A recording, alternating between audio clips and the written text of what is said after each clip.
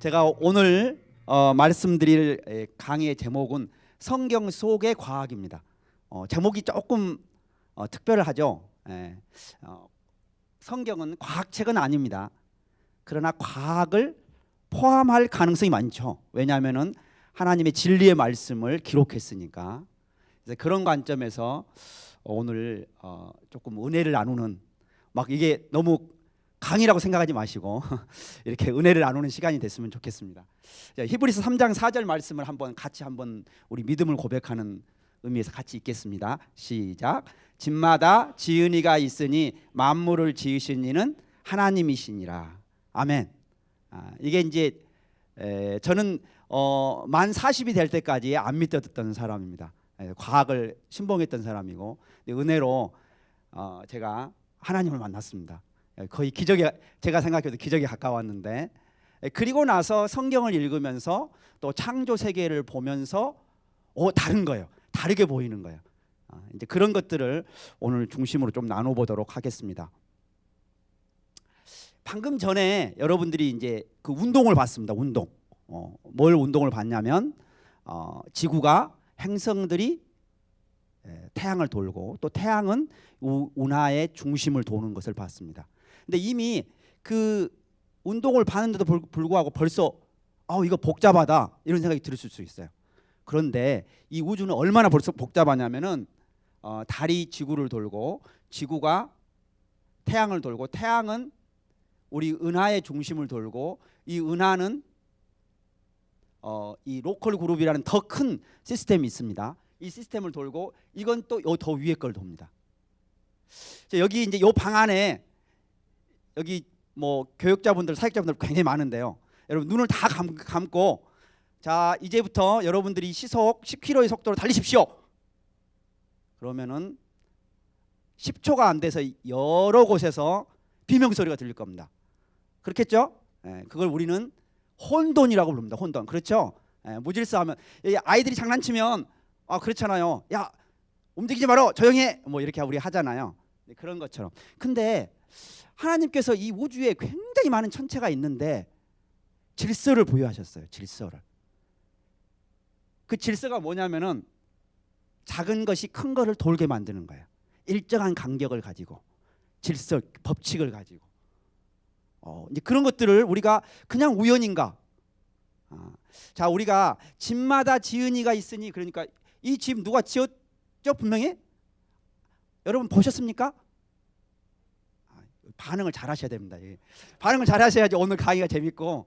안 봤지만 믿죠? 왜 믿냐면 이게 구조를 가지고 있고, 질서가 있고, 사람들이 사용하기 편하게 돼 있어요. 내가 저기 앉을 의자가 있네? 저기 기둥이 있네? 이런 거죠. 근데 우주를 봤을 때 우주 안에도 그런 질서가 있다는 거예요. 질서가. 그러면 그 질서가 우연히 생겼겠는가, 아니면 뭔가 창조주의 어떤 설계에 의해서 만들어졌을까라는 우리가 질문을 할 수가 있죠. 자연적으로. 그런 의미에서 아까 우리 말씀이 굉장히 은혜가 되는 거죠. 아멘. 아멘. 자, 이게 우주입니다. 우주를 가장 큰 스케일로 그린 겁니다. 가장 큰 스케일로 그립니다. 여기 이제 요 점 하나하나가 은하에 해당합니다. 은하. 근데 은하는 별이 몇 개쯤 모인 거냐면, 별이 한 1000억 개쯤 모인 겁니다. 수천억 개쯤. 여러분 1000억 개가 잘 감이 안 오시면 수천억 원 이러면 감이 와요. 그렇죠? 우리가 그러니까 1원짜리가 수천억 개가 있는 거죠. 그러니까 그렇게. 근데 그런 게 이렇게 많아요. 그런데 수천억 개쯤 있어요. 그러니까 만약 이 우주에 별이 몇 개쯤 있나요? 라고 질문을 하면 1을 하고 0을 23개쯤 붙여야 됩니다. 그렇게 많아요. 다 알고 계셨군요. 와, 안 하시는 거 보니까 다 알고 계셨죠? 근데 재밌게 여기 지금 우리 가장 작은 신경단위인 뉴런을 붙여놨거든요. 근데 뭐가 좀 비슷하죠? 왜 비슷할까? 이런 질문도 해볼 수 있겠죠? 왜 비슷할까? 근데 상당히 우리가 미시 세계를 보거나 거시 세계를 보거나 상당히 비슷한 게 많습니다. 왜 그럴까요? 자, 제가 아름다운 그림들을 보여드릴 거예요. 아름다운 그림들을. 왜 아름다울까요? 아직 답하기가 좀 어려우시죠? 제가 다른 아름다운 것들도 좀 보여드리겠습니다. 아름답죠? 혹시 이게 안 아름답다고 생각하시면은 혹시 마음 상태를 한번 다시 점검해 보셔야 됩니다. 왜 아름답냐면요. 왜 아름답냐면요. 만드신 분이 아름답게 만들었어요. 아멘? 또 하나가 이유가 있어요. 우리가 그 아름다움을 볼 수 있는 눈과 마음이 있어요. 아멘? 그게 하나님과 우리를 연결하는 굉장히 중요한 연결 포인트라고 생각합니다. 저는. 그러니까 우리가 밖에 이런 거 보고 감동받는 거예요. 근데 특별히 제가 오늘 거의 천문학이나 지구과학적인 이야기를 할 거예요. 근데 그 천문학이나 이 분야가 어떨 때는 더 아름답게 느낄 수가 있어요. 왜 그런지 아십니까? 그건 순전히 제 개인적인 의견일 수 있는데요. 지구는 인간들에 의해서 훼손된 부분이 좀 있어요. 그렇죠? 우리가 뭐 발전한다고 그러면서 또 뭐 한다고 그러면서 환경을 막 해치고, 또 우리 성경을 보면은 2번에 의해서 2번 정도 우리가 타락을 했잖아요. 그렇죠? 한 번 에덴 동산, 한 번 노아 홍수. 이렇게 통해서 약간 이 자연이 훼손이 됐어요. 얼마 정도 훼손된지는 잘 모르지만. 근데 이 우주는 아직 원형을 가지고 있어요. 모르죠. 저기 뭐 또 다른 부분에 훼손됐는지는 모르지만 적어도 우리가 그런 상상을 해볼 수가 있습니다.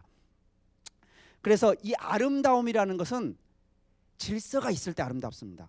여러분 집에 청소를 잘 안 했어요. 그런 거 보고 누가 아름답다고 안 해요. 그렇죠? 뭔가 정돈돼 있고 뭔가 이렇게 아름다운 건축물처럼 정돈이 됐을 때만 우리가 아름답다는 생각을 합니다. 은하수도 아름답죠. 고양이 눈도 아름답습니다. 자, 우리가 어디 있을까요? 우주 속에. 우주 속에 어디 있냐면 한 은하 속에 있습니다. 우리 은하, 영어로 하면 밀키웨이 갤럭시라고 부릅니다. 우리 은하가 있고, 그 우리 은하 중에 태양계라는 곳에 있어요. 그리고 태양계 중에 지구 중에 여기 한반도 있습니다. 한반도. 그 다음에 여기 있습니다. 여러분들 지금. 그렇죠? 제가 어디를 가서 강의를 준비하면 꼭 구글맵에서 그 강의하는 장소를 찾아갖고 가요. 대부분 여기서 한번 웃기 때문에. 근데 제가 어느 날 신문을 보다 깜짝 놀란 적이 있어요. 우리가 억지로 웃어도 내가 그렇게 안 돼요. 그리고서 마구마구 좋은 것을 만들어낸대요, 마음속에. 그래서 하나님이 그런 걸 다 아시니까 우리 보고 항상 기뻐하라 그러지 않으셨을까요? 아멘. 그래서 참 저는 자연과학 하는 사람이지만 하나님의 말씀과 또 이런 창조 세계를 연결해 볼 때 너무 감동을 받을 때가 많습니다. 그래서 오늘 제가 이거는 강의를 언제 시작하게 됐냐면은 2011년에 제가 저기 미국 워싱턴에 있는 그 여러분 나사라는 기관 아시죠? 그 나사의 그 그린란드에 그린벨트 그 메릴랜드 그린벨트 시티가 있는데 거기에 나사의 가다드 스페이스 플라이 센터라고 있습니다. 거기서 1년간 이제 안식년을 했는데 그때 제가 기회가 있어서 우리 원로 목사님 예전에 담임하시던 워싱턴 침례교회에서 한 1년 정도 있었습니다. 근데 그때 제가 우리 셀 사람들한테 조금 이런 거 소개해 주셨어요. 그냥 지나가는 소리로. 근데 그 셀 목자분이 담임 목사님한테 이야기를 하셔갖고는 갑자기 강의를 만들어갖고 하라는 거예요. 그래서 아직 준비 안 됐는데요. 그랬는데 또 해라 그래서 순종하는 마음으로 했는데 그때 이렇게 5주 강의를 만들었습니다. 하나님 아마 뜻이 있으셨는 것 같아요. 5주 강의를 했는데 이제 그때 그게 초판이 됐고, 그리고 그 이후에 이제 한국에 와서 보니까 5주 강의는 꿈에도 못 꾸는 거예요. 그래서 제가 이제 1시간짜리 버전을 만들었습니다. 그래서 1시간짜리 버전을 해서 이걸로 이 복음의 도구로 좀 삼으면 좋겠다, 이런 생각을 했습니다. 자, 오늘 그래서 제가 4가지 주제를 맛을 좀 보여드리겠습니다. 우리 다 보는 건 아닙니다. 이게 전부는 아니고요. 맛을 좀 보겠습니다. 자, 다음 보시겠습니다. 제가 가는 거예요. 자, 네. 성경은 어떤 책인가요? 그거는 목사님들이 훨씬 답을 잘 하실 겁니다. 그렇죠? 예. 근데 일단 성경은 영적인 책이죠. 거기 안에 뭐 창조 이야기도 있고 또 언약 이야기도 있고 또 구원 이야기도 있고 심판 이야기도 있습니다. 또 한 가지 중요한 거는 과학책은 아닙니다. 마치 과학책을 다루듯이 하는 것은 좋은 태도가 아니라고 생각합니다. 그럼 은혜가 안 돼요. 그렇죠? 예. 그러면 이제 과학책을 다루면은 과학자들은 어떻게 하냐면 분별을 합니다. 분별. 옳으니 그르니 무엇은 옳고 무엇은 그르니. 저는 절대 이 과학 성경을 가지고 할 때 논쟁이 될 만한 것은 가지고 안 나갑니다. 왜? 여러분 누구를 논쟁해 가지고 이겨서 복음으로 인도하신 분 혹시 그게 안 되는 거예요. 우리가 감동으로 교회 가고 감동으로 하나님 믿는 거지. 논쟁은 단지 이 과학 성경은 어떨 때 유용하냐면요. 그 사람이 가지고 있던 선입견. 성경은 비과학적인데 이런 선입견이 많이 있습니다. 생각보다. 그 다음에 혹은 성경 안에 우상이 많은 거 아니야? 그 안에 비과학적인 것이 너무 많은 거 아니야? 그래서 나는 안 믿었는데 이런 것 생각을 가지고 있는 분들에게 아니다. 성경 안에 우리가 충분히 과학적인 것들을 보여줄 수 있다. 이런 것들을 소개하는데 이게 참 유용한 도구가 되는 것 같습니다. 우리가 알다시피 하나님은 우리에게 두 개의 선물을 주셨습니다. 하나는 자연, 하나는 성경입니다. 우리가 자연은 일반 계시라고도 하고 또 성경은 특별 계시라고도 합니다. 이 자연을 해석하는 데는 인간의 해석이 들어갑니다. 그렇죠? 그래서 우리가 그걸 과학이라고 부릅니다. 과학자들은 나름대로 이성과 실험을 사용합니다. 그래서 나름대로는 굉장히 똑똑한 척합니다. 그렇죠? 그래서 이거 옳다고 그러고 그리고 지금은 이미 과학이 상당히 광범위하게 사람들에게 영향을 미치고 있습니다. 왜냐하면요, 그들이 학교라는 곳에서 과학을 너무 오래 많이 듣는 거예요. 여러분 중학교, 초등학교, 중학교, 고등학교, 대학교 가서 과학 듣는 시간이 얼마나 많이 듣겠습니까? 그러면 그들을 안에 나름대로 그 과학의 체계가 세워집니다. 그래서 과학을 성경과 반대편에 놓고 논리를 전개하는 것은 결코 바람직하지 않습니다. 왜냐하면 그들이 훨씬 더 많은 시간을 과학을 들을 거니까요. 자, 근데 한 가지 또 문제가 있습니다. 성경에도 인간의 해석이 들어가고 성경은 또 과학책이 아닙니다. 그러면 이 딜레마를 우리가 어떻게 해결할 것인가? 아니면 적어도 어떤 눈으로 성경을 보고 어떤 눈으로 과학과 성경을 연결시킬까라는 질문을 우리가 할 수가 있습니다. 이 질문에 대한 답은 여러 가지 반응으로 나타날 수 있습니다. 근데 저는 이런 태도를 취하고 있습니다. 그러니까 아마 목사님들도 저에게 이 끝나고 나서 저에게 조언을 주시면 그것도 좋을 것 같습니다. 자, 첫째, 과학은 여러 단계의 지식이 있습니다. 무슨 이야기냐? 그 안에 진리도 있고 법칙도 있고 가설도 있고 다양한 게 있는 거예요. 그 과학책이 다 진리로만 되어 있을까요? 아닌 건 알고 계시죠? 네. 자, 그 다음에 예를 하나 보여보죠. 질량 보존의 법칙. 이건 뭐냐면요, 화학 반응 전후에 질량은 보존된다 그래요. 그래서 수백 년 동안 법칙으로 생각했습니다. 많은 사람들이. 그리고 이거는 어떤 경우든지 항상 만족한다 이렇게 생각했어요. 그런데 20세기 들어서 질량 보존의 법칙이 안 성립하는 경우도 있는데, 예를 들면 요즘 우리 북핵 때문에 걱정 많이 하고 있잖아요. 핵융합 반응이 일어나거나 원자폭탄, 수소폭탄 이런 경우에는 질량이 보존되지 않습니다. 그러면 질량 보존의 법칙은 틀린 건가? 아니죠. 외해를 가지고 있지만 나름대로 많은 경우에는 성립하는 거죠. 그래서 우리가 이제 저는 여기 보면은 예를 하나 들어보겠습니다. 100년 전의 과학과 현재 과학을 비교하면 차이가 적게 날까요? 많이 날까요? 많이 납니다. 맞습니다. 자, 이번에 대답을 잘 하셔야 됩니다.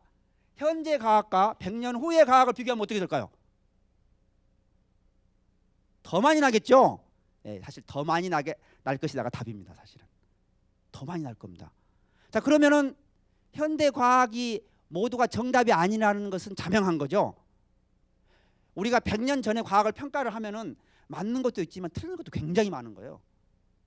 그러니까 결국 답을 제가 제목을 이렇게 달았어요. 과학은 현재 진행형이다. 그러면 이 과학과 성경을 어떻게 다뤄야 될 것인가라는 질문이 남죠. 그래서 저는 이렇게만 다룰 겁니다. 만약 수천 년 전에 기록된 성경의 내용이 현대 과학의 사실과 일치한다면 그건 의미가 있죠. 왜 의미가 있나요? 우리가 성경을 진리라고 믿고 있고 모든 성경이 하나님의 감동으로 기록된다는 것을 믿고 있기 때문에 그건 의미가 있는 거죠. 아멘. 아멘. 이런 관점에서 오늘 이야기를 시작하는 겁니다. 이런 관점에서.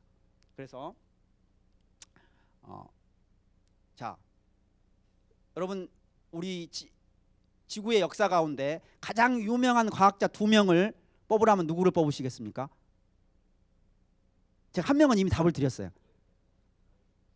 예, 맞습니다. 뉴턴과 아인슈타인. 그렇죠? 아마 약간의 예외는 있을 수 있지만 거의 대부분의 사람들이 뭐요? 뉴턴과 아인슈타인. 그럼 뉴턴과 아인슈타인은 어떤 견해를 가졌나 한번 잠깐 보겠습니다. 이게. 근데 뉴턴의 고백이 거의 신학자 수준이에요. 신학자. 그래서 제가 한번 읽어보겠습니다. 천체는 태양, 행성, 해성 등으로 매우 아름답게 이루어져 있는데 이것은 지성을 갖춘 강력한 통치자의 의도와 통일적 제어가 있기 때문에 존재하게 된 것이라고 말할 수밖에 없다. 지극한 하나님은 영원, 무궁, 완전하신 분이시다. 아멘. 이렇게 고백을 했어요. 이제 이게 뉴턴이 발견한 게 뭐죠? 중력 법칙이라고 우리가 부릅니다. 중력 법칙. 그 중력 법칙을 수식으로 쓰면 이렇습니다. 여러분 여기 대부분 문과 출신이시죠? 저는 이과 출신입니다. 이과 출신인데 이걸 혹시 아름답다고 생각하시는 분 혹시 계신가요? 없으시죠? 제가 공대 가서 얼마 전에 제가 과테말라에 가서 아침에 7시 반에 집회를 하는데 한 200명이 넘게 왔어요. 강당이 꽉 찼어요. 근데 물어봤어요. 여기 요 식을 여러분 아름답다고 생각하시는 분 손 들어라 그랬더니 거기가 상당히 많은 사람이 불신자가 왔거든요. 손을 많이 드는 거예요. 저는 전적으로 동의합니다. 여러분 이과 자연과학을 전공하면 이거 아름답다고 생각하는 거예요. 우리가 인간이 다르죠. 그렇죠? 인간이 다릅니다. 자, 봐봐요. 이 중력 법칙하고 원심력이라는 게 있습니다. 여러분 이렇게 돌면 바깥으로 튕겨나가는 힘이 있죠. 그걸 우리 원심력이라고 부릅니다. 하나님이 딱 그 2가지의 힘만을 사용해서 이 우주의 운동을 다 만들었어요. 아까 우리 제일 처음에 동영상 보신 거 있죠? 그 동영상의 움직임이 이 2가지 딱 만들어가지고 다 하시는 거예요. 그러니까 우리가 뉴턴을 위대하다고 그럽니다. 그렇죠? 왜 그러냐면 중력 법칙을 발견했기 때문에. 그러면 누가 만든 거죠? 우리는 이제 믿음의 고백이죠. 그렇죠? 하나님 만드셨다 이렇게 생각하는 거죠. 그래서 이제 자연과학자가 하는 일이 뭐냐? 하나님이 만드신 창조 세계, 창조의 법칙들을 발견해 나가는 그런 과정이라고 할 수 있습니다. 우리 시편 19편 1절을 한번 같이 읽겠습니다. 시작. 하늘이 하나님의 영광을 선포하고 궁창이 그의 손으로 하신 일을 나타내는도다. 아멘. 저희는 천문학자니까 이 구절을 읽으면 상당히 은혜를 받습니다. 이런 구절들을 읽으면은 오늘도 그 하나님의 영광을 보는구나. 이런. 자, 이런 이제 아이작 뉴턴이 한 다른 말입니다. 근데 굉장히 성경에 대한 지식도 깊었고 그 다음에 이 고백이 아주 인상적입니다. 그래서 이 성경이 우리가 알고 있는 세속적인 역사보다도 더 많은 우리 믿음의 또 신뢰의 그런 사인들을 가지고 있다고 이야기를 하고 있습니다. 또 하나 유명한 사람 아인슈타인이죠. 지난 세기에 굉장히 여러 가지로 공헌을 했습니다. 상대론 뭐 이런 것들을 했고요. 근데 이분도 이 천문학, 우주과학에 대해서 굉장히 많은 기여를 했습니다. 근데 이렇게 똑똑한 사람도 봤을 때 이 우주가 너무 이해 안 되는 거예요. 인컴프레hen시블한 게 많다는 거예요. 근데 그런 우주 속에서 그렇게 발견되는 것으로 봤을 때 자기가 슈퍼 리즈닝 파워, 초이성적인 존재에 대한 감정적인 확신이 있다. 깊은 감정적인 확신입니다. 뭔가 있어야 된다는 거예요. 그냥 우연히는 아니다는 거예요. 예. 자, 그다음에 이분이 어렸을 때 탈무드하고 성경을 읽었던 것 같습니다. 자기가 아주 그 예수 그리스도에 굉장히 감동을 받은 것 같습니다. 아마 이분이 뭐 이런 개신교의 전통적 신앙을 따르지는 않았습니다. 그러나 이분의 고백은 그래도 참 인상적입니다. 그래서 뭐라고 그러냐면 어느 누구도 예수 그리스도의 실존에 대한 것을 느끼지 않고 이 복음서를 읽을 수가 없다. 뭐 이렇게 고백을 하고 있어요. 그래서 우리 이성의 지식으로는 누구도 다 만지 못하는 거예요. 여기 이 세계에서 가장 똑똑한 사람한테 가서 당신 그 지식으로 만족합니까? 아닙니다. 저도 제법 제 세계에서 조금 똑똑한다고, 이건 조금 양해해 들으십시오. 이제 막 이렇게 제가 이제 그 박사과정에 있을 때 이렇게 좀 좋은 논문을 써가지고 다른 교수님들도 내기 힘든 곳에다 딱 논문을 냈어요. 굉장히 기뻤습니다. 근데 제가 2007년에 하나님을 만났어요. 근데 하나님을 만났는데 그 기쁨이 그 전에 세상적인 것에서 취했던 기쁨하고는 비교를 할 수 없을 정도로, 누구도 빼앗아가지 못하는 그런 기쁨이었다는 거죠. 그러니까 그거는 우리 지식이나 이런 게 주는 게 아니거든요. 그래서 자, 본격적으로 제가 이제 천문학적 이야기를 좀 하겠습니다. 자, 우리가 이제 빅뱅이라는 이야기를 아마 들어보셨을 겁니다. 그렇죠? 대부분의 뭐 제가 구글에다 빅뱅을 치니까 아니 그 아이돌이 나타나는 거예요. 그래서 내가 그래서 근데 빅뱅이 창조론과 반대편에 있는 것이 아닙니다. 그런데 우리가 과학자나 또는 신학자가 대할 태도가 아닌 것처럼 저는 보여져요. 왜냐하면 지금 이제 과학자의 한 99% 이상이 이 빅뱅 비슷한 걸 믿고 있습니다. 뭐요? 빅뱅 비슷한 건 뭐냐면은 뭐예요? 언젠가 시작이 있었다. 자, 제가 역사를 조금 말씀드릴게요. 100년 전만 해도 과학자의 99.99%는 뭐를 믿고 있었냐면은 스테디 스테이트 유니버스를 믿고 있었습니다. 그게 뭐냐면은 정상 상태 이론입니다. 그 무슨 이야기냐? 우주는 항상 똑같다. 어제도 똑같고 천년 전도 똑같고 현재도 똑같고 천년 후도 똑같다. 그러면 현재만 설명하면 됩니다. 그렇죠? 과거를 설명할 필요도 없고 미래를 설명할 필요도 없습니다. 언제나 똑같으니까. 그런 것들을 뭐 유명한 아까 아인슈타인 이런 사람 다 믿고 있었어요. 근데 1929년에 90년 전이죠. 허블이라는 사람이 은하를 관측했어요. 그 은하를 관측해서 보니까 모든 은하가 멀어지고 있는 거예요. 우리로부터. 이게 도대체 무슨 일이냐. 그래서 이제 몇 사람이 이걸 설명하기 위해서는 언젠가 우주가 뻥 하고 터져야 된다. 그래서 빅뱅을 했어요. 근데 사람들은 안 받아들였어요. 왜 그랬을까요? 설명이 너무 곤란하거든요. 설명이 너무 곤란한 거예요. 근데 1960년대 전파를 하는 사람들이 우주를 전체를 관측을 했어요. 관측을 하니까 사방에서 우주의 초기 신호가 잡히는 거예요. 그래서 이 두 가지가 관측되고 나서 사람들이 손을 들었습니다. 우주는 언젠가 시작이 있어야 한다. 저는 이게 굉장히 하나님의 섭리라고 생각합니다. 왜요? 이제 시작을 생각하게 됐어요. 시작. 이 빅뱅은 무엇부터만 설명하냐면요, 시작은 설명 못해요. 시작 이후만은 설명하는 거예요. 그러면 시작은 누가 했고 시작은 왜 일어났고 이런 거는 과학에서 절대 다룰 수 있는 영역이 아닙니다. 그러니까 이거 도전할 수 있는 문제죠. 과연 그런 슈퍼 리즈닝 파워가 우리가 창조주 하나님이라 한 분이 너 없다고 100% 확신할 수 있어? 못하는 거죠. 자, 그리고 이게 이제 과학 철학을 하시는 분들이 이게 이제 시간에 따라서 이야기를 할 수가 있습니다. 이 은하는 어떻게 해서 만들어졌지? 제일 시간 처음으로 가면 이 처음 나오는 그 원인을 first cause라고 부릅니다. 제1원인이라고 부르죠. 근데 제1원인은 당연하게 스스로 존재해야만 합니다. 그렇죠? 저는 믿고 나서 출애굽기 읽다가 깜짝 놀랐어요. 깜짝. 아니 이런 구절이 성경에 있다니. 한번 같이 읽어보시겠습니다. 시작. 하나님이 모세에게 이르시되 나는 스스로 있는 자이니라. 또 이르시되 너는 이스라엘 자손에게 이같이 이르기를 스스로 있는 자가 나를 너희에게 보내셨다 하라. 아멘. 그러니까 하나님이 모세에게 자기를 소개하는데 나는 스스로 있는 자야 이렇게 소개를 하는.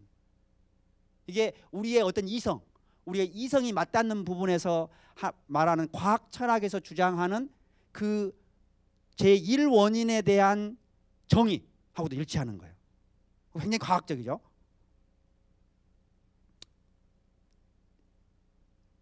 자, 창세기 1장 1절 한번 같이 읽겠습니다. 시작. 태초에 하나님이 천지를 창조하시니라. 제가 이제 96년에 결혼을 했습니다. 그리고 저희 집사람은 모태신앙이고 저는 안 믿는 사람이고 지금도 아직도 이해가 안 돼요. 왜 결혼했는지는. 근데 교회를 가보자 그러는 거예요. 그렇죠. 그러면 교회에서 뭐를 믿고 있는데 성경을 믿고 있다. 그럼 성경을 읽어봐야지. 그럼 성경을 읽었죠 제가. 그래서 감동을 받았어요. 그냥 읽어도 감동이 되더라고요. 그래서는 교회를 갔어요. 근데 한 달을 딱 다녔습니다. 근데 제가 너무 교만했는지 교회에서 감동을 별로 못 느꼈어요. 그리고 그만뒀어요 사실. 그 10년이 걸렸습니다. 2007년까지. 근데 그때 창세기 1장 1절을 읽을 때 그랬어요. 이상한 구절인 거예요. 이거 증명도 아니고 선언이잖아요. 그렇죠? 제가 물어봤어요. 많은 사람들한테 왜 이거 믿습니까? 그랬더니 믿는데요. 왜 믿습니까? 그랬더니 그냥 믿는다 혹은 성경에 써져 있는가 믿는다. 뭐 이런 게 대답입니다. 근데 이제 과학자들은 어떻게 훈련받냐면요. 그러니까 과학이 신앙에 반대되는 측면이 반드시 있습니다. 왜냐하면 우리가 어떻게 훈련을 받냐면요. 증명되고 실험되는 것만 믿는 걸 훈련시켜요. 과학이. 안 보이는 것을 잘 훈련 안 시켜요. 여러분 이제 제가 이제 2007년부터 애국인을 여기 2주 예배 애국인을 섬겼는데 특별히 공산주의 국가에서 오는 친구들 있죠. 저기 베트남, 중국 이 친구들은 뭐를 배우냐면은 유물론을 배우고 옵니다. 막스 레니니즘을. 거기에는 유신론적 요소가 아주 과격하게 배제되어 있어요. 그러면 처음 이 성경 가지고 가면요 잘 들어갈까요? 안 들어갈까요? 안 됩니다. 잘. 근데 어느 날 제가 과학 성경으로 이야기를 해봤어요. 과학 성경은 상당히 유물론적이잖아요. 그렇죠? 성경은 과학은 굉장히 유물론적입니다. 그래서 그때 제가 여러 가지 깨달았어요. 이 과학 성경이 중간다리 열쇠를 할 수 있겠구나. 많은 무신론자들이나 많은 과학을 신봉하는 사람들이나 이런 사람들에게 중간다리로 도전해 볼 수 있는 하나님의 존재에 대해서 도전할 수 있는 중간다리 역할을 할 수 있겠구나 이런 생각을 했습니다. 그리고 나서 제가 하나님의 은혜로 2007년 3월 달이었습니다. 올해도 지금 3월이네요. 3월에 아침에 제가 1월 1일 날 결심을 했어요. 2003년 1월 1일 날. 뭘 결심했냐? 뭔가 하나님이 살아계신지 기도를 해보자고. 말씀을 읽고 기도를 했습니다. 그러다가 80일을 기도했어요. 제가 딱 기도 제목이 하나였습니다. 하나님이 살아계신지 알고 싶다. 그거였어요. 다른 기도 제목 없었어요. 제가 그리고 이제 주기도문이 좀 마음에 들었어요. 주기도문 열심히 외우고 딱 그 두 가지만 했어요. 근데 딱 80일 지나서 하나님 만났어요. 어떻게 만났냐면 아침에 교회 문을 딱 열었는데 안에서 찬송이 들어오는 거예요. 찬송이 나오는데 눈물이 쏟아지더라고요. 왜 나오는지 몰랐어요. 처음에는 이렇게 막 눈물이 나오지? 그래가지고 1시간을 울었어요. 1시간을 울고 나서 제가 첫 고백이 그거였습니다. 늦게 와서 죄송합니다. 믿음이 생겨버렸더라고요. 근데 그리고 나서 창세기 1장 1절을 봤는데 이게 다른 거예요. 깜짝 놀랐어요. 저는 원래 과학의 이성에 의해서만 변하는 줄 알았어요. 우리 인간이. 근데 또 이 구절이 또 있더라고요. 여기요. 히브리서 11장 3절에. 그 또 놀라죠. 성경을 읽으면서 너무 제가 성경 읽기를 좋아했습니다. 매일 앉아서 몇 달 동안 성경만 읽었어요. 거의. 예. 그냥 다른 거 별로 하고 싶은 생각이 없는 거예요. 그러니까 성경만 읽었는데, 근데 히브리서 11장 3절을 발견하고서 또 너무 감동이 됐어요. 자, 같이 한번 읽겠습니다. 시작. 믿음으로 모든 세계가 하나님의 말씀으로 지어진 줄을 우리가 아나니 보이는 것은 나타난 것으로 말미암아 된 것이 아니니라. 아멘.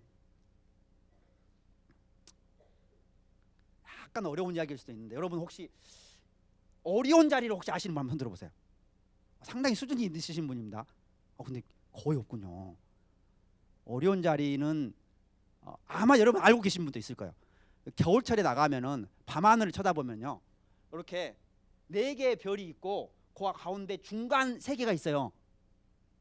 그거 안 나오군요. 거의 모르신다는 뜻이에요. 이거를 우리가 삼태성이라고 부릅니다.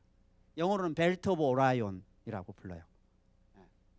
그리고 이제 플레아데스, 우리 한글 번역으로는 점생이별 이런 말을 쓰는데, 이제 그냥 플레아데스라는 성단입니다. 별들이 한 수천 개, 수만 개쯤 이렇게 모아져 있습니다. 근데 이걸 보면 이 플레아데스는 우리 거의 한 곳에 모아져 있습니다. 그러니까 중력적으로 서로 끌어당겨서 같은 곳에 모아져 있어요. 그런데 이 삼태성은 모아져 있는 게 아니고 서로가 많이 떨어져 있는데, 단지 이 시각적 효과 때문에 이렇게 겹쳐져서 보입니다.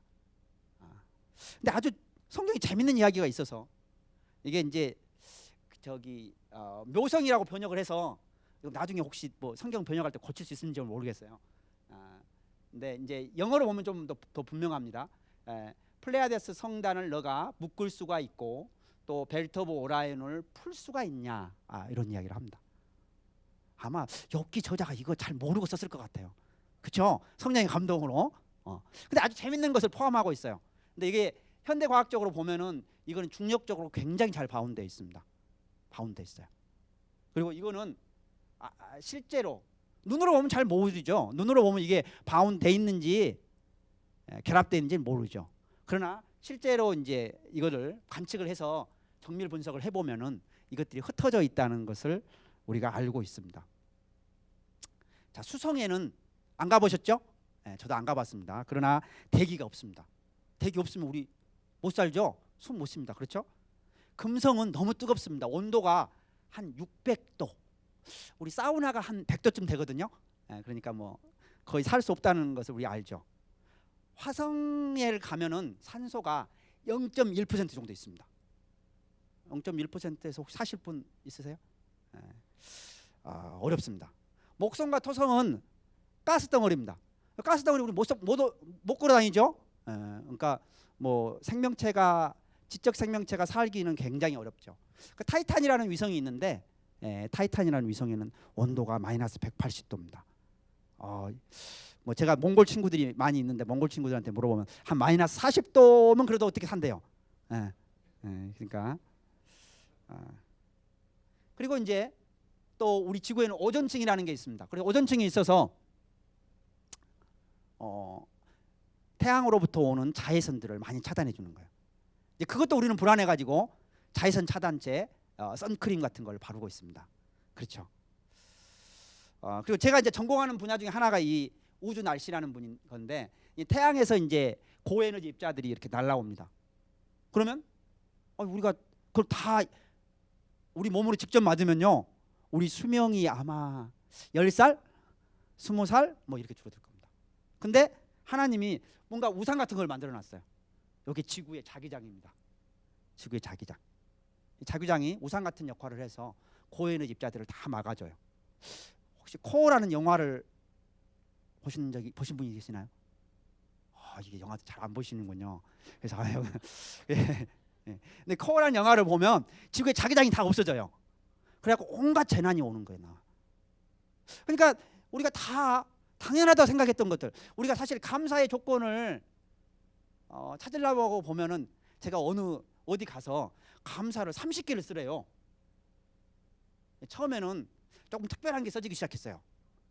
한 10번이 넘어서니까 당연한 게 써져 있어요. 아버지가 계신 게 감사합니다. 어머니가 계신 게 감사합니다. 뭐 이런 게 나오는 거예요.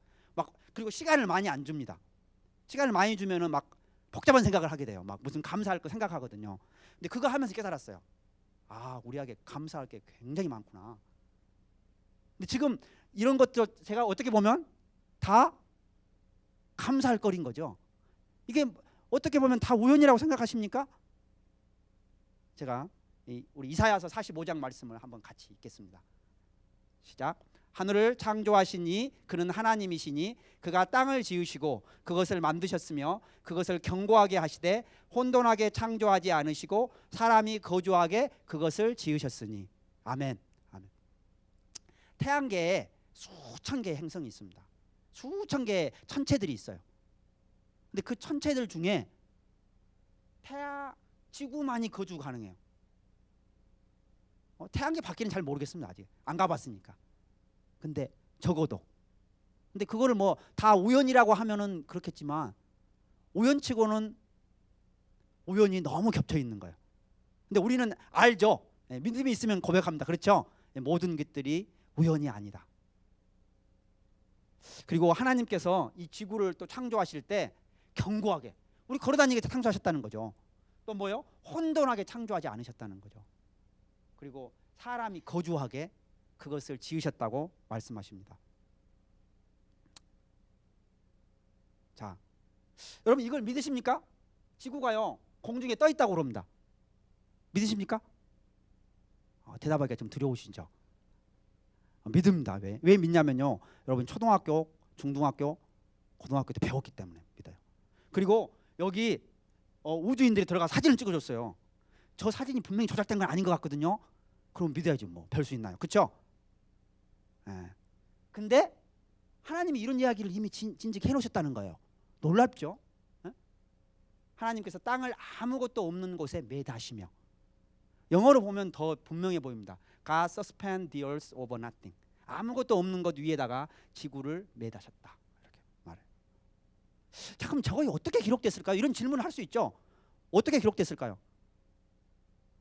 그냥 뭐 아무나 그냥 기록했을까요? 우리는 그걸 믿고 있잖아요. 그렇죠? 모든 성경이 하나님의 감동으로 기록됐다는 걸. 그래서 저런 것들을 통해서 계시의 하나님을 볼 수 있는 거죠. 그래서 사실 이 말씀은 그 당시를 위한 말씀이 아니에요. 우리를 위한 말씀이에요. 우리 교만해진 이 세상, 교만해진 세상, 그리고 과학을 신봉하고 자기만을 신봉하고 자기 잘났다고 생각하는 그런 세상 속에 우리가 한번 다시 우리를 되돌아보게 하고 하나님의 창조 세계를 보게 하는 거죠. 근데 다른 민족들은 이렇게 생각했습니다. 이렇게. 그래서 만약 어떤 인도의 어떤 애가 아버지한테 물는 거예요. 그러면 여기 코끼리 밑에는 뭐가 있어요? 요 기둥 밑에는 뭐가 있어요? 그럼 뭐 하겠어요? 굴밤을 한 대 맞습니다. 굴밤을. 그렇죠? 그런 거 물어보지 않아야죠. 그렇죠? 우리가 이 세상에 다 모르는 거 있어요. 누구도 모르는 거. 그런 걸 아버지한테 잘 물어보면 안 돼요. 자, 물도 이렇게 순환이 있습니다. 물이 순환이 있습니다. 순환이 있는데 여기 물이 올라가는 거 이거 이해되세요? 중력을 이기고 어떻게 올라가죠, 얘가? 우리는 또 배웠습니다 이미. 그걸 증발이라고 부릅니다. 증발.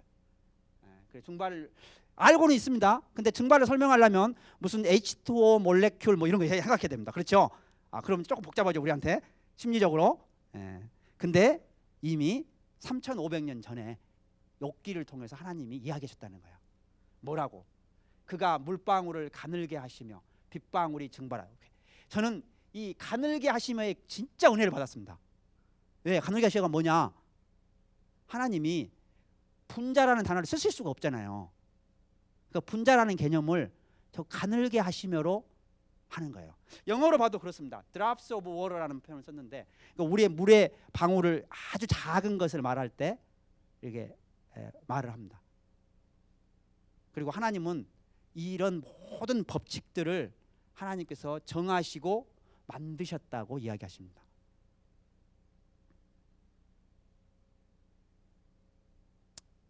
노아의 방주 다시죠? 그래서 이 노아의 방주에는 하나님이 또 이게 구체적인 크기를 말씀하셨어요. 구체적인 크기. 그러니까 딱 저걸 보자마자 저는 생각했습니다. 저거 가지고 재밌는 거 해보면 좋을 것 같은데. 근데 딱 연구를 해보니까 다른 사람들 이미 했더라고요. 그러니까 그래서 이걸 갖고 안정도 검사를 해봤습니다. 이 배가 얼마나 안전한가? 너무 안전하다는 겁니다. 그게 이제 여러분 그 조선공학 하는 사람이나요 기계공학 하는 사람들 하는 일이 저런 겁니다. 저런 구조물을 만들어 놓고 구조물이 얼마나 안전한가 따져보는 겁니다. 여기 신문에도 나왔던 이야기입니다. 좀 오래됐지만 93년에 나왔던 것들이 있습니다. 여러분 이제 그 무신론자들하고 이야기를 하다 보면은 야 창세기가 진짜냐 가짜냐 뭐 이런 얘기도 많이 하죠. 그렇죠? 그래서 이제 한 가지 예로 드는 것 중에 하나가 그 궁창 위에 있는 물과 궁창 아래에 있는 물입니다. 궁창 위에 있는 물이 있으면 도대체 무슨 일이 벌어지냐? 간단하게만 좀 설명해 보겠습니다. 이게 좀 이야기가 길어지는데 여기 물층이 위에 있으면은 빛이 난반사가 일어납니다. 그리고 이 물이 온실 효과를 일으켜서 여기는 훨씬 더 온화하고 따뜻한 날씨가 됩니다. 근데 이제 하나님이 화가 나셨죠. 그래서 위에 물을 다 쓰셔버렸어요. 홍수 때. 그러면 이러면 이제 무슨 일이 벌어지느냐? 적도는 너무 덥고 극은 너무 춥습니다. 그럼 온도 차이가 나죠. 그러면 기압의 차이가 변합니다. 그럼 기압의 차이가 나면 바람이 불고 추위가 발생합니다. 그렇죠? 자, 근데 재밌는 거는 창세기 8장에 바람, 추위, 더위, 여름, 겨울이라는 단어가 처음 발생해요. 그 전에 없습니다. 여러분 한번 성경책 잘 아시니까 한번 찾아보시면 그것도 은혜가 되죠 우리한테. 저는 또 이 그림도 굉장히 은혜가 됐습니다. 뭐냐면은 이 수명을 이 우리 선조들 믿음의 조상들 순서대로 쫙 그렸어요. 근데 여기를 봤더니 지수 함수로 감수하는 거예요. 여러분 별로 은혜가 안 되시죠? 표정을 보니까 은혜가 안 되시는 표정인데 왜냐면요 여러분 어떤 소설가가 임의로 어떤 사람의 나이를 조작해 가지고 이렇게 나올 수가 없어요. 사실이니까 이렇게 나옵니다. 이 자연을 연구하다 보면 수많은 것들이 이렇게 디케이합니다. 이렇게 이게 줄어드는데 줄어들 때 대부분의 함수가 거의 다 이런 지수 함수입니다. 근데 지수 함수를 너무 잘 따르는 거예요. 그래서 제가 은혜를 많이 받았습니다. 그러니까 이제 지금 여러분 목사님들 감동 안 받으시죠? 근데 여러분 이과생들하고 이런 이야기를 하면 감동을 받는 거예요. 이과생들. 무슨 말인지 이해하시겠죠? 제가 이제 그 하나님 작년에부터 군성교를 좀 열어주셔서 3사단, 6사단, 21사단 세 군데를 가고 있거든요. 근데 이 젊은 친구들이 대학교 때는 바빠갖고 제가 성경 세미나 하면 잘 안 와요. 그리고 너무 좋은 게 너무 많잖아요. 스마트폰 뭐 이런 거. 그래서 제가 10년 전에 복음을 전할 때하고 지금 전할 때하고 너무 다릅니다. 근데 군에 가면 준비가 돼 있어요. 준비가 너무 좋아요. 그냥 딱 군기 들어가지고 네 이렇게 하고 또 뭐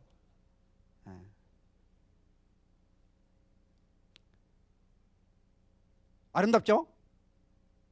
이 목소리가 너무 좋습니다. 아름답죠? 왜 이거 아름다울까요? 하나님이 만드셨는데 훼손이 덜 되고 잘 정돈했기 때문에. 그렇죠? 이것도 아름답습니다. 그렇죠? 제가 그래서 산을 좋아하시는 분도 있고 바다를 좋아하시는 분도 있고 두 개를 준비했어요. 그래서. 근데 왜 우리가 이렇게 휴가를 가느냐면은 단지 이거를 보는 것만으로도 우리의 영과 혼과 육이 치유함을 받아요. 놀랍죠? 하나님은 온갖 치유제를 이 우주 만물에다 보여놓는 거야. 그 놀라운 하나님의 섭리와 은혜 우리가 볼 수 있다는 거죠. 그래서 로마서 1장 20절이 이 이야기를 합니다. 같이 한번 읽겠습니다. 시작. 창세로부터 그의 보이지 아니하는 것들 곧 그의 영원하신 능력과 신성이 그가 만드신 만물에 분명히 보여 알려졌으니. 아멘. 그리고 첫째 이걸 보고 좋은 이유가 있어요. 하나님이 너무 좋았다잖아요. 그럼 우리 안에 성령이 있으니까 당연히 우리도 좋아하는 게 정상이겠죠? 아멘. 아멘. 네. 자 이제 마지막 주제입니다. 마지막 주제 짧게 이야기하겠습니다. 이 재밌는 게 이 다니엘이 약 2600년 전에 예언을 했는데 거기 보면은 이런 이야기가 있어요. 많은 사람이 빨리 왕래하며 지식이 더하리라. 언제? 마지막 때. 재밌는 이야기죠. 지금 진짜 그렇죠. 많은 사람들이 빨리 왕래하죠. 그리고 이 많은 사람들이 여기저기 갑니다. 지식을 증가하기 위해서. 그래서 우리도 뭐 선교 컨퍼런스니 뭐 이런 거 많이 열리죠. 저도 뭐 1년에 한 두세 번은 학회를 갑니다. 인터내셔널 학회. 그러니까 지식을 증가시키기 위해서. 또 지진도 최근 약 70년간의 지진의 빈도가 약 3배 이상 증가했습니다. 언제인지는 잘 모르죠. 그러나 뭐 사인들이 좀 보이는 것은 사실인 것 같습니다. 그리고 마지막 때 보면 별들이 하늘에서 떨어지리라 그랬어요. 그렇죠? 아마 네, 과거에 별들이 떨어진 흔적들이 있습니다. 그리고 이제 우리 계시록 8장을 보면은 8장과 9장에 이제 그 6천사, 첫 번째 천사부터 6번째 천사까지가 와서 뭐 땅의 3분의 1 뭐 이런 얘기 하죠. 예, 바다의 3분의 1, 강의 3분의 1. 근데 이제 그때 나오는 재밌는 표현들이 몇 개가 있어요. 이게 여기 보면은 햇불같이 타는 큰 별. 이거 뭐 같습니까? 햇불같이 타는 큰 별. 이걸 이제 천문학자들한테 물어보면 천문학자들이 100% 이렇게 말합니다. 유성우, 미티어, 샤워 이런 거, 파이어볼 뭐 이런 단어를 쓸 겁니다. 근데 이게 이제 이거 파이어볼 떨어지는 것들입니다. 이 파이어볼이 떨어지면은 낮에도 보일 정도입니다. 낮에도 보일 정도로 이렇게 강합니다. 이제 마지막에 하나님이 우리에게 경고를 주시는 도구로서 아마 이런 것들이 쓰일 가능성이 있는 것 같습니다. 그리고 이제 과학자들은 또 이런 연구를 합니다. 저런 게 떨어지면 지구에 무슨 일이 일어나느냐? 보면은 작은 게 떨어지면 괜찮습니다. 근데 1.5kg짜리가 떨어지면 10억 명이 사망합니다. 그러니까 3분의 1이 문자적으로도 일어날 수 있는 거죠. 잘 모르겠습니다. 그 부분은 뭐 제가 이야기할 이야기는 아니지만 어쨌든 그리고 제가 볼 때는 천문학적 종말의 가장 가능성 있는 시나리오는 이겁니다. 만약 천문학적으로 하나님이 종말을 허락하셔서 만약 어떤 고난을 허락하신다, 그러면 요거 가능성이 있는 것 주제 중에 하나입니다. 그다음에 이제 요거는 과학은 아니지만 이제 가끔 한 사람들이 성경에 애언이 많이 있다고 하니까 지금도 성취되고 있는 애언이 있느냐 뭐 이런 질문을 합니다. 그럴 때 이제 제가 대답하는 것 중에 하나가 이스라엘의 회복에 대한 이야기를 합니다. 하나는 나라의 회복, 국가의 회복, 하나는 이제 영적인 회복.